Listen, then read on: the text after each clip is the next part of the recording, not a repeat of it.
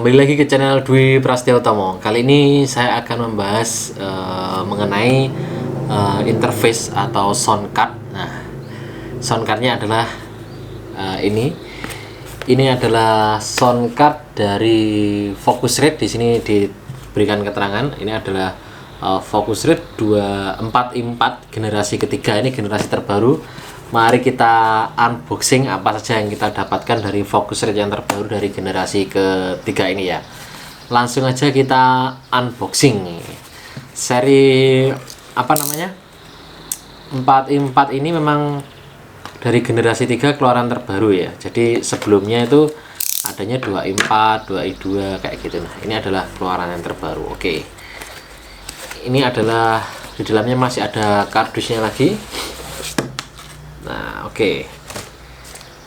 Ini perangkatnya masih ada dashboardnya. Nah, ini ada manualnya Focusrite, cuman ini panduannya sudah versi dalam bahasa Indonesia. Menurut saya ya ini patut dihargai ya. Ini kan importernya dari PT Santika Multijaya. Nah, ini sudah menyediakan user manualnya berupa bahasa Indonesia. Jadi kalau teman-teman agak kebingungan membaca, nah ini sudah disertai buku manual bahasa Indonesia. Jadi lebih memudahkan kita untuk mengoperasionalkan interface ini atau shortcut ini. Oke, kita langsung aja unboxing. Ini adalah Focusrite Scarlett 4i4. Nah, siapa sih yang nggak tahu Focusrite ini ya? Ini sudah legendaris dari sudah sangat lama sekali. Oke, ini masih tersegel semuanya. Ini dalam kondisi baru memang. Oke, kita buka. Oke, sudah. Nah, kita coba lihat. Ini Focusrite generasi ketiga. Oke, kita coba. Kita dapat apa saja ya? Oke, yang pertama ada kartu garansi di dalam dashboardnya. Terus ada kabel USB. Nah, ini yang terbaru. Kalau Focusrite sebelumnya itu kan pakai USB 2 ya. Nah, ini kalau ini sudah pakai Type C. Jadi kita tunjukkan bahwa ini sudah seperti, kalau saya melihatnya sih seperti HP-HP saat ini ya. Jadi nah, teman-teman bisa lihat sendiri di sini adalah Type C. Jadi kalau seperti HP-HP terbaru. Nah, ini adalah Type C. Nah, bentuknya seperti ini. Ini adalah Type C ya. Jadi seperti HP-HP yang saat ini sudah mulai berpindah ke Type C juga. Nah, ini ada kartu garansi. Di sini dituliskan ada Focusrite. Di sini juga ada serialnya. Nah, serial numbernya ini cocok. Serial number di kartu garansi. Di kardusnya ini juga ada. Di sini ada nomor serinya. Di sini juga cocok sesuai nomor seri. Terus nah, di sini di dashboardnya juga tertera. Ini juga ada nomor serinya juga. Nah, ini kartu garansinya. Oke, ini unitnya ya. Ini unitnya, langsung aja kita buka. Oke, ini di dalamnya juga ada user manual lagi ternyata. Oke, kita coba lihat dulu ya. Ini user manual. Oke, ini dalam bahasa Inggris. Oke, ini untuk safety-nya aja, instruksinya. Oke, didapat. Oke, berarti yang didapatkan ada sound card dan juga kabel data disertai dengan kartu garansi dan juga buku manualnya. Oke, nanti kita bahas. Oke, ini asli dari Santika Multijaya atau Triple Tree Music. Nah, ini kartu garansinya, kalau nggak salah kartu garansinya ini berlaku sekitar 1 tahun ya. Ya.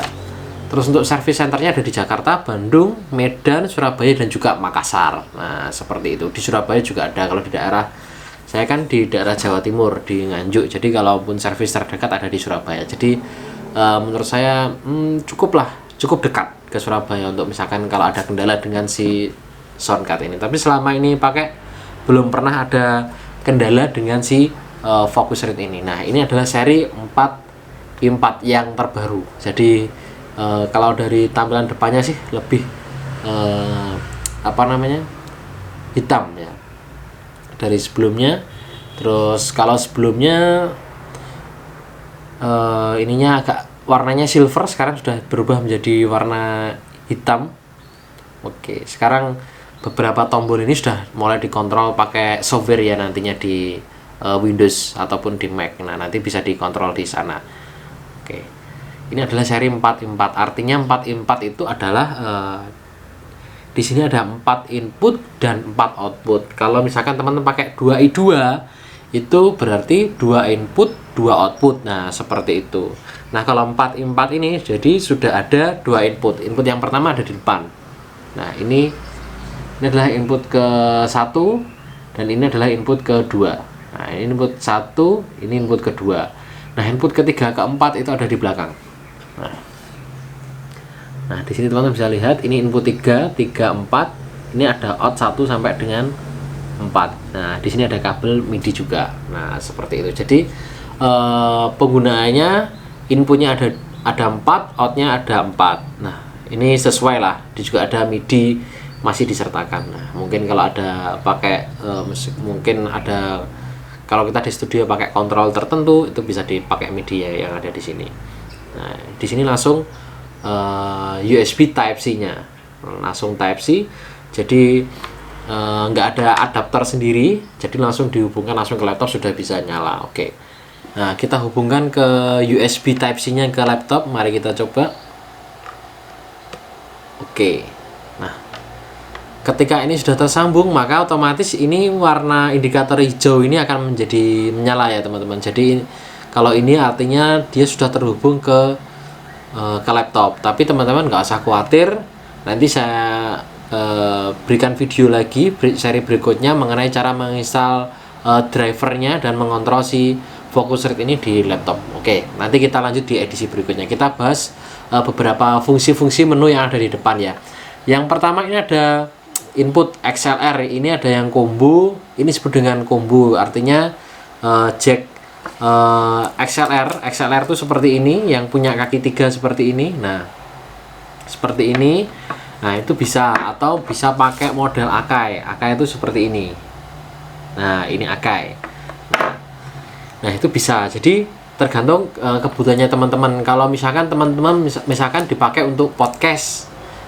Podcast berarti pakainya nanti yang seperti ini. Nah, karena misalkan mic-nya pakai kondenser. Nah, mic-nya pakai kondenser, maka pakai seperti ini. Terus nanti phantomnya dinyalakan. Atau mau pakai RTA, pakainya yang kabelnya harus XLR seperti ini. Nah, seperti itu. Jadi ini kaitannya nanti ada penggunaan dalam pemilihan yang di bawah ini. Ada instrumen, ear, dan juga ada pad. Nah, seperti itu. Oke, kita lanjut dulu. Kita menjelaskan mengenai fungsi instrumen, ear, dan pad ya. Oke.